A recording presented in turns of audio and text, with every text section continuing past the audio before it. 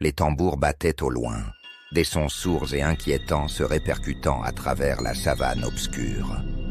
L'air était lourd, chargé d'une tension invisible. Et Issa, un jeune homme albino, savait qu'il n'avait pas le droit à l'erreur. Il devait fuir, encore une fois. Depuis sa naissance, Issa savait que sa peau claire était une malédiction aux yeux des autres. Il avait entendu les histoires, vu les corps mutilés de ceux qui n'avaient pas eu sa chance.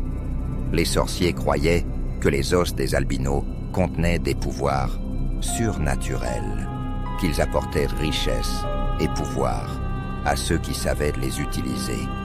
Mais ce n'était pas une croyance, c'était une condamnation à mort. Ce soir-là, Issa ne s'attarda pas à observer la lune qui guidait ses pas. Il courait, le cœur battant contre sa cage thoracique, ses pieds nus foulant la terre froide et sèche.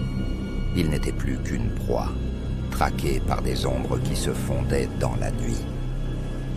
Il savait qu'ils étaient là. Il les entendait murmurer.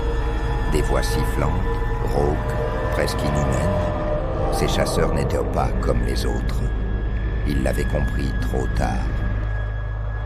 La première fois qu'il les avait aperçus, c'était à la lisière du village.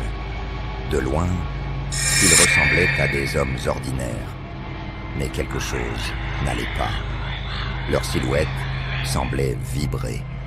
Leurs mouvements étaient trop fluides, presque éthérés. Puis il y avait leurs yeux, noirs comme le néant, sans pupilles, sans âme. Quand ils avaient attaqué son village, Issa s'était caché sous une hutte, retenant son souffle. Il avait vu les autres être traînés dans l'obscurité. Il n'y avait eu aucun cri, seulement des gémissements étouffés, puis le silence. Un silence si profond qu'il semblait avaler la nuit elle-même.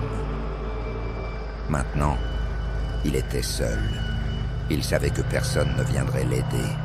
Il devait trouver un moyen de leur échapper. Il s'enfonça dans la brousse, le souffle court, évitant les branches qui menaçaient de trahir sa présence. Chaque ombre, chaque glissement lui donnait l'impression qu'ils étaient là, tout près, attendant qu'il fasse une erreur. Puis il les vit, 3 silhouettes immobiles, à quelques mètres de lui. Ils ne bougeaient pas, mais il savait qu'ils l'avaient vu.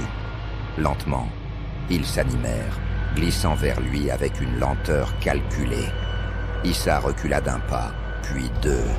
Son pied heurta une pierre et il s'écroula, mordant sa lèvre pour ne pas crier. Quand il releva les yeux, l'un d'eux se tenait juste devant lui. Un visage pâle, déformé, sans traits distincts, comme s'il avait été sculpté dans de la cire fondue. Des doigts trop longs, des ongles noirs comme du charbon. Puis, la voix s'éleva, sifflante, résonnant directement dans son esprit. « Ta peau est une offrande, viens avec nous, et nous t'épargnerons la souffrance. » Un rire sinistre accompagna ces paroles. Issa sentit une vague de panique l'envahir. Il ne pouvait pas rester là. Il ne voulait pas finir comme les autres. Dans un sursaut, il roula sur le côté et se releva d'un bond.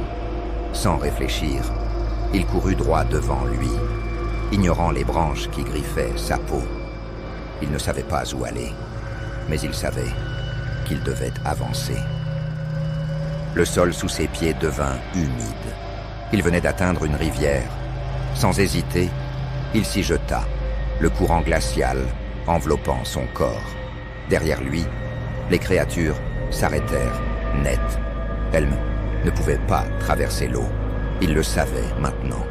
Leur présence s'effaça peu à peu, remplacée par le bruit du courant qui l'emportait. Quand Issa se réveilla, il était allongé sur une berge, le soleil levant baignant son visage d'une lumière dorée. Il était vivant, pour l'instant. Mais il savait que ce n'était pas fini. Il reviendrait, et il devrait encore fuir. toujours. Parce que sa peau n'était pas juste une couleur, c'était une malédiction. Merci d'avoir écouté cet épisode. Si cette histoire t'a touché, partage-la pour faire grandir notre communauté et préserver notre culture. Abonne-toi et ensemble, faisons vivre notre héritage. À bientôt pour de nouvelles aventures.